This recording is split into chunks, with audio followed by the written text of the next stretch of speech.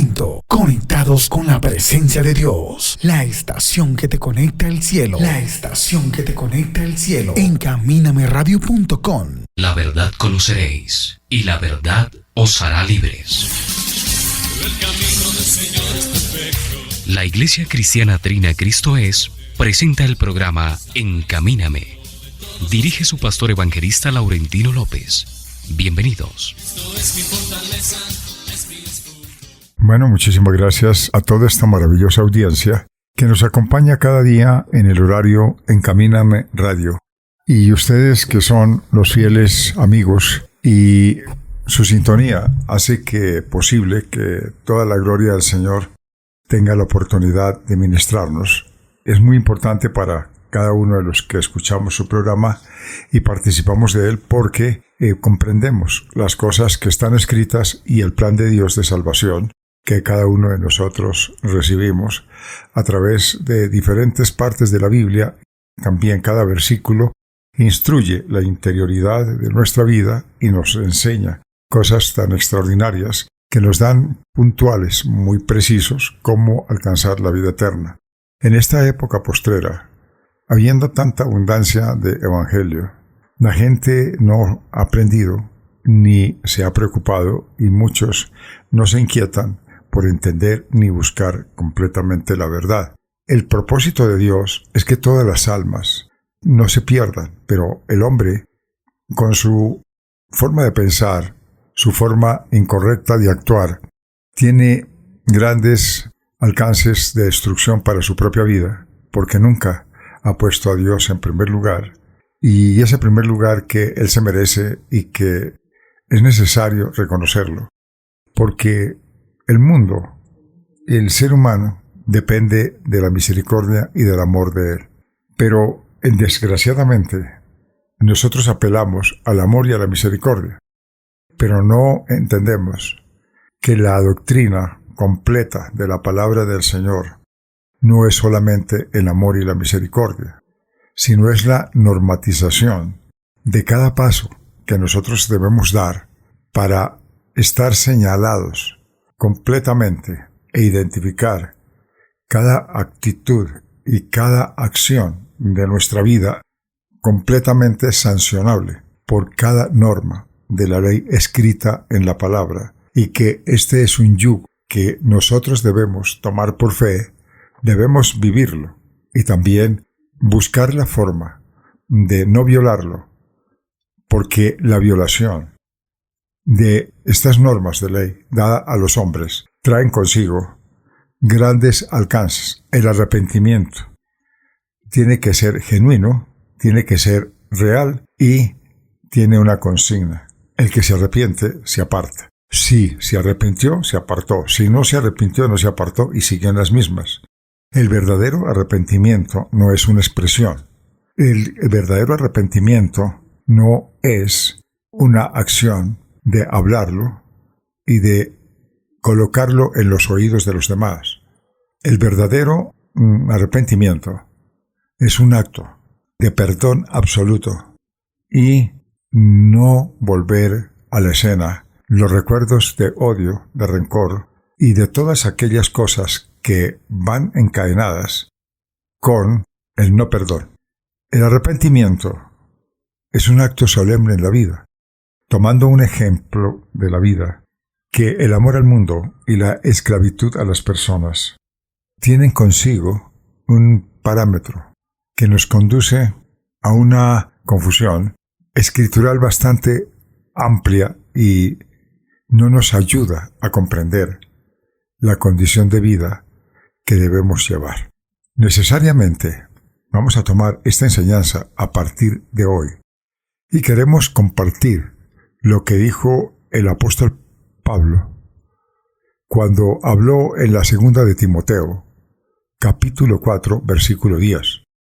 Por eso esta enseñanza, el amor al mundo y la esclavitud a las personas y a las cosas de esta tierra. Cuando nosotros amamos más las cosas del mundo y las cosas de la tierra, vamos a mirar los versículos a qué se refiere y cuál es el plan que el Señor tiene de acuerdo a la enseñanza que el Señor nos da. Segunda de Timoteo capítulo 4, versículo 10.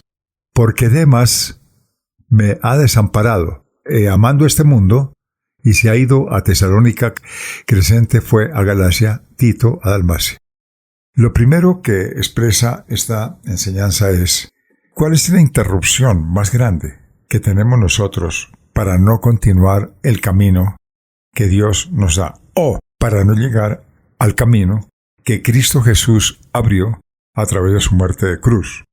El primer espacio que nosotros logramos invadir para no penetrar por él es precisamente el del mundo. El mundo es nuestro principal enemigo y esto nos ha llevado a tener serias preocupaciones. Cuando el apóstol Pablo escribió, Demas me ha desamparado amando este mundo, quiso decir que Demas había olvidado la obra de Jesucristo. El tema que nosotros tenemos en la vida y debemos de tener presente, y un análisis concienzudo que todo ser humano debe de examinar, ¿por qué nosotros no continuamos el camino de nuestro Salvador? ¿Cuál es el motivo que nos impide continuar por este mundo? Y podemos denunciar y podemos notar que uno de los factores que más nos debe preocupar a nosotros es qué nos ofrece el mundo, porque el mundo y sus deleites pasa mientras que la gloria de Dios permanece. Ese es el tema. ¿Pero por qué? Porque nosotros somos seres vivientes de un tránsito efímero por la tierra. El mundo tiene su engranaje, pero el mundo desaparecerá con el tiempo, que tampoco va a ser eterno en esta generación, acabando la pasada y las próximas que están por venir, porque habrá cielo nuevo y habrá tierras nuevas. Lo que primero que tomamos en enseñanza completa, hay un motivo muy profundo que el mundo atrae con las puertas que abrió, con las puertas que ha creado para que el mundo pueda ser sustentado.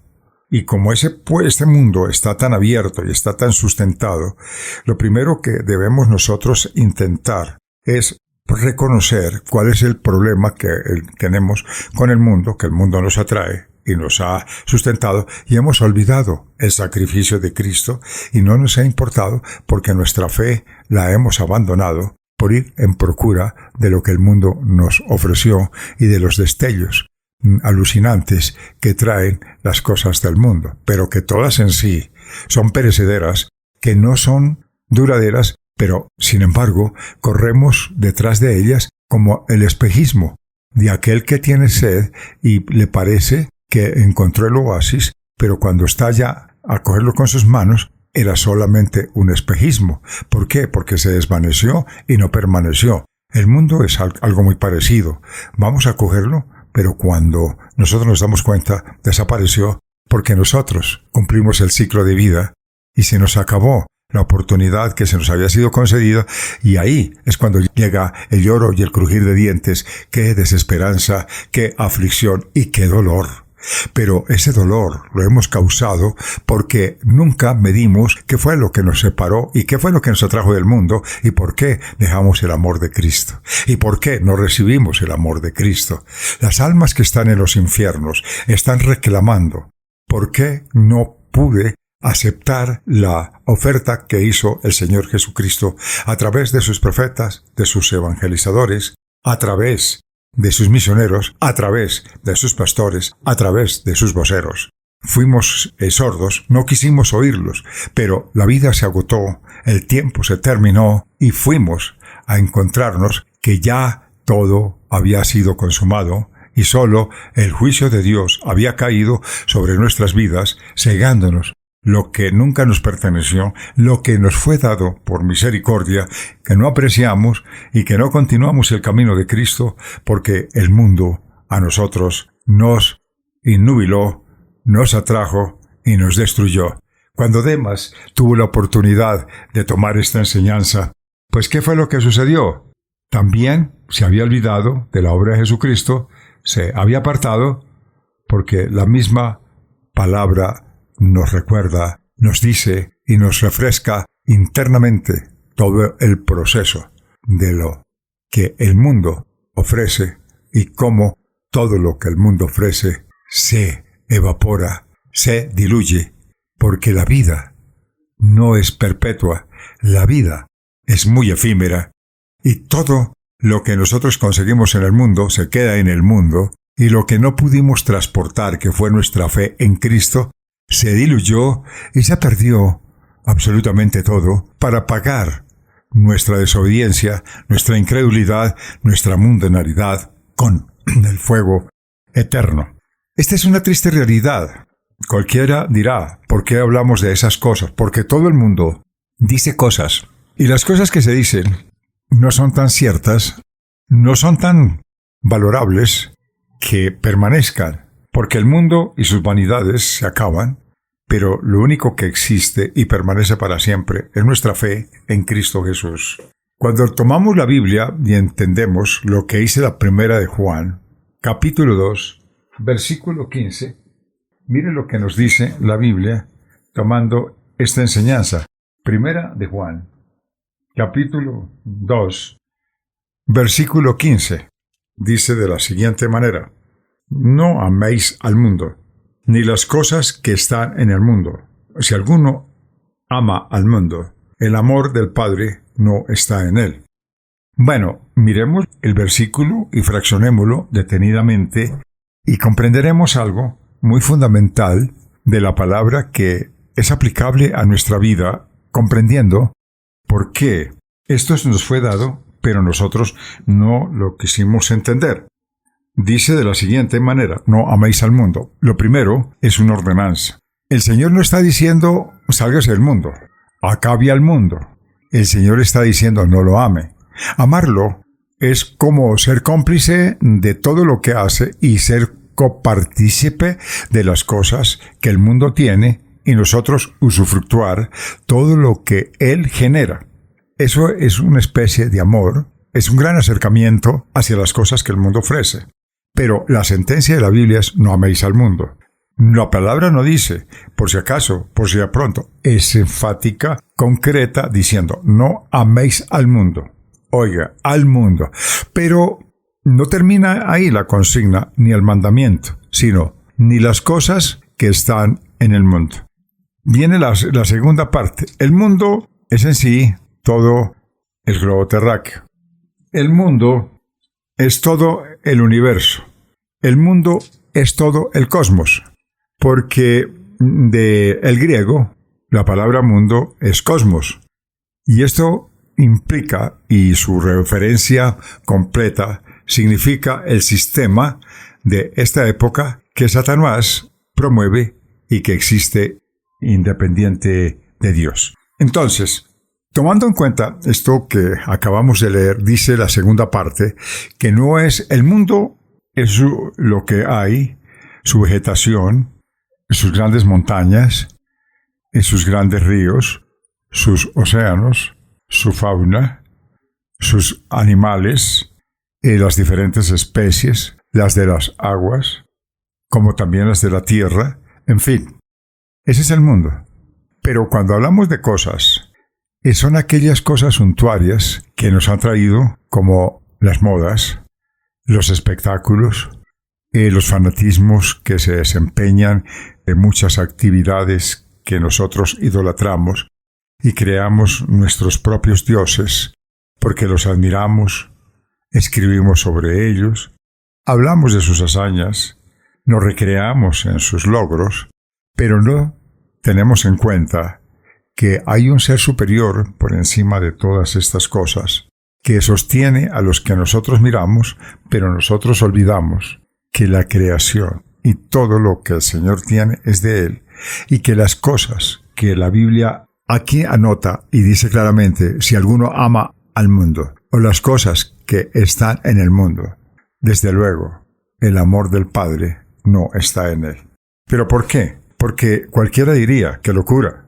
Diseñó, lo dio, y después dice que no está el amor del Padre en él. Esto parecería una controversia, pero en el fondo, logrando entender el versículo, significa que no solamente es la creación que Él nos dio, sino es dejarnos innubilar, es dejarnos cegar, es dejarnos llevar por el esplendor de las cosas que ofrece el mundo, y el mundo nos atrae como un imán, nos lleva hacia él y nos deja pegados a él, que quedamos inermes solamente buscando lo que el mundo ofrece y mirando a nuestro alrededor lo que el mundo cobija y todas las cosas que nosotros esperamos descubrir de él y ser compatibles con él. Como el mundo tiene muchas áreas y todas las áreas que tiene el mundo son amplias, pero todas son destructivas, porque trae las modas, trae el sexo, trae la lascivia, trae los malos comportamientos, trae el crimen, trae la envidia. Consigo van acompañados de todo lo abominable que se llama pecado. El Señor dice, los que estén amando al mundo en esas áreas, no está el Padre, porque el Padre está en la santidad, el Padre está en la obediencia, y los hijos de la desobediencia no son sus protegidos, porque esos son los adeptos de su padre, Satanás. Esta parte es para lograr interpretarla y notar la enseñanza que nos da, porque no améis al mundo, ni las cosas que en el mundo están. Si alguno ama al mundo, el amor del Padre no está en él, porque todo lo que hay en el mundo, que aclara y es enfático los deseos de la carne. La carne tiene unas apetencias que van fuera de la voluntad de Dios, porque la carne nunca fue sujeta a Dios. La carne fue sujeta a su propio cuerpo. Tiene sus necesidades prioritarias y tienen que ser independientes de la voluntad de Dios para que tenga ese tránsito normal de desenvolvimiento, porque el cuerpo fue diseñado de tal manera que puede lograr solucionar sus propios problemas, pero lo que Dios nos enseña, cómo podemos reglamentarlos para no ir a violar las normas de la ley. Pero el mundo ofrece violaciones continuas que nos llevan al pecado y que Dios quiere que nosotros no seamos participantes del mismo. Este problema lo encontramos cuando dice los deseos de la carne, los deseos de los ojos. El alma está reflejada en nuestros ojos.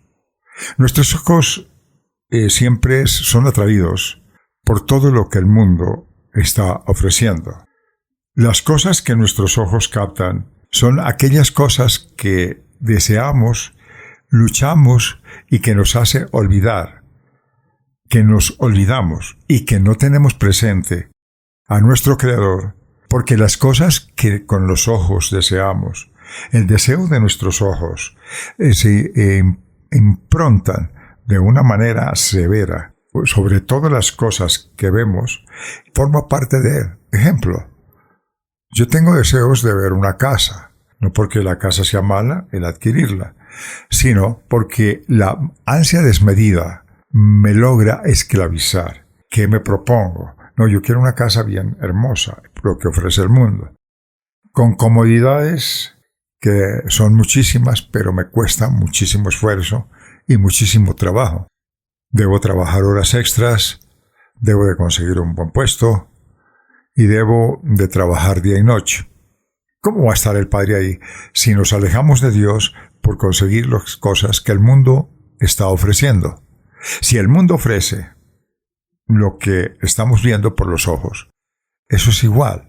No es lo mismo que nosotros tengamos la esperanza en Dios, la confianza en Dios, y nuestra fe esté completamente dada en las cosas de Dios, con la ambición de las cosas de Dios, mirando por la fe las cosas que Dios nos quiere entregar, pero que no se pueden lograr por lo tangible, sino que debemos lograrlo por lo intangible, que es la fe en Cristo Jesús, para permitir estar en las cosas de Dios y esperar la bendición de Dios, porque tal vez no nos dé esa casa tan inmensa, pero sí nos puede dar nuestra casa, que también es funcional. No es una casa que nos va a dar de madera, ni una choza de paja, porque seguramente puede pensar que eso sea así, pero lo real es que de acuerdo a la necesidad, Dios es misericordioso y Dios no necesita ni esclavizarnos de meternos en horas extras y olvidarnos de su presencia, sino más bien tener nuestros ojos puestos en el autor y en el consumador de nuestra fe, para que Él se glorifique, nos dé las respuestas sin necesidad de esclavizarnos de lo que el mundo ofrece, lo que el mundo da, y nuestros ojos que han logrado buscar con deseos de los ojos y poner nuestro empeño, Dios nos advierte: no, porque mi Padre no está ahí. En el deseo de los ojos y la vanagloria de la vida. La vanagloria de la vida es algo muy importante que debemos identificarla, porque no entendemos que la vanagloria de la vida son los triunfos que nosotros logramos a través de nuestros grandes éxitos y de nuestras horas extenuantes de estudios, de nuestros grandes alcances y de toda la razón de nuestra vida para lograr entender y comprender todo lo necesario para no dejarnos dominar por aquellas cosas que tanto ambicionamos y que solo son la vanagloria de la vida, y que esto es transitorio y que esto rápidamente termina y no podemos disfrutarlo si no tenemos lo que nosotros deseamos.